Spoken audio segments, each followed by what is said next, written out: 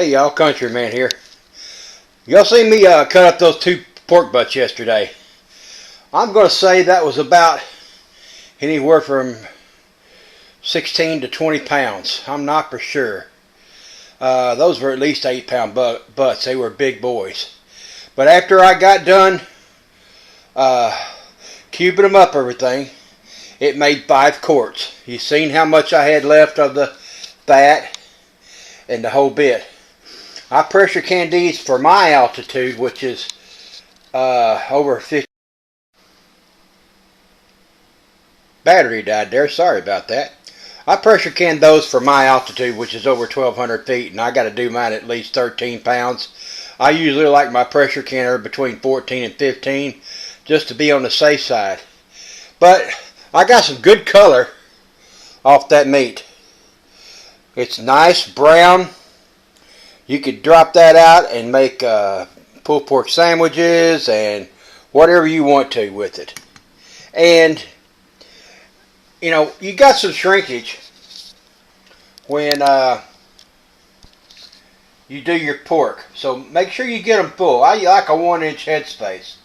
And the first thing you do when you open these jars, you can see that white ring of fat across the top. You're going, ooh, gross fat. Well, that is pure pork lard. You spoon that off and you save it. That is the best thing in the world to fry fish with, or fry your chicken or whatever. That is what your great grandma used to cook with. It won't kill you. And the rest of that down there is just pure pork broth. How about making that up with some egg noodles and throw some spices in there and have pork and eggs, or draining that into some cabbage and frying it up and have cabbage and pork. There's a million different uses for that. On the top of my jars, I'm just like the store. I got pork butts, 8/4/2013. That's when I canned them up. That way, I can rotate my stock. And I'm just getting started. I figure if I do 2 more butts today, that's 10. Well, I got a total of 5 butts. And I'm getting 5 jars. No, I got 5 packages. That's 10 butts. So if I'm calculating right, no, I got 5 butts. So that's 10 and 5, and I don't know. I'll let you know how many I get when I get done. I thought I had it figured at 25, but I don't know. But I got my knives set. We're fixing to start some chicken here shortly. I'm going to do a part 2 of this video here. And we're going to switch off today. That way I don't get too bored. And I've got my canning salt here, my lids, a couple of jars, my pencil and rings, and everything's sterile and the whole bit. So we're going to get to cutting up some chicken here and putting it in jars. And I'm not stopping until I get a complete canner full. This time it'll be 7 jars instead of 5.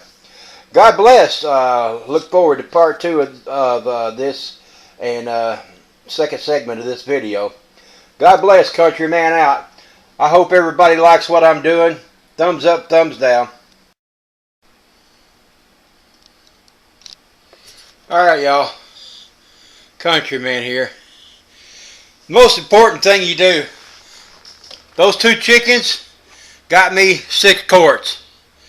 One's just got a few backbones in it. The rest of it, that's pure meat there on the chicken breast. But I take vinegar, and a lot of it, and I wet my towel. And the most important part is to get all, I mean all, of that chicken off the top of these jars.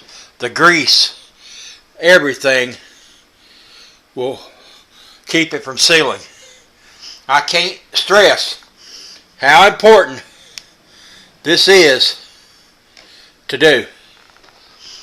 I don't care if you mix your chicken or your pieces or whatever, or you know, have your temperature too high and your pressure too high or whatever. Too much pressure, like I said, I do mine at 14. I'm supposed to do it at 12. But this is the important step. Make sure that they are clean. We put our lids on.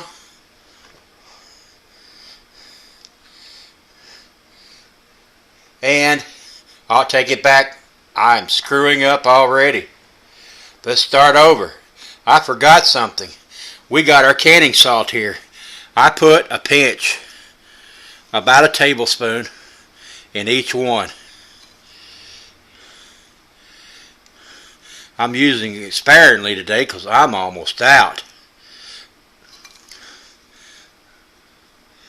But I put about a teaspoon, teaspoon and a half of canning salt in each one. And you know what we got to do now? Start all over again and re-wipe these lids and make sure that we get all the canning salt off those rims. Salt is a mineral, aka a rock, and that little bitty microscopic rock will hold that lid up just enough to where it won't seal, and some old botulism will crawl in there and kill you. But that is the important thing, to make sure your limbs are, I'm bumping the camera, I'm sorry. Make sure your lids are sealed. My jars are not sterilized. They're clean. I washed them. I washed my lids. They're nice and warm. They're not hot. Or, you know, I'd be using my magnet, but they're warm. And I got them on there. Next step is just finger tight. All the way down till it starts spinning the jar and just a little bit more. And that's all I'm going to do to these jars until I take them out, put them on the shelf, and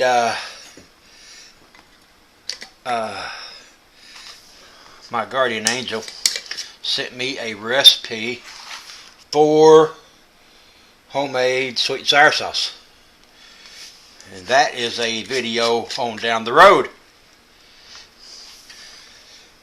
And then I'm going to have me some homemade chicken and rice and sweet and sour sauce, or some chicken and dumplings, or some chicken salad sandwiches, or some chicken pot pies, or some chicken and rice, or I can throw this out, throw it in a pot and put me some hominy in there and some menudo spices and have chicken pozole.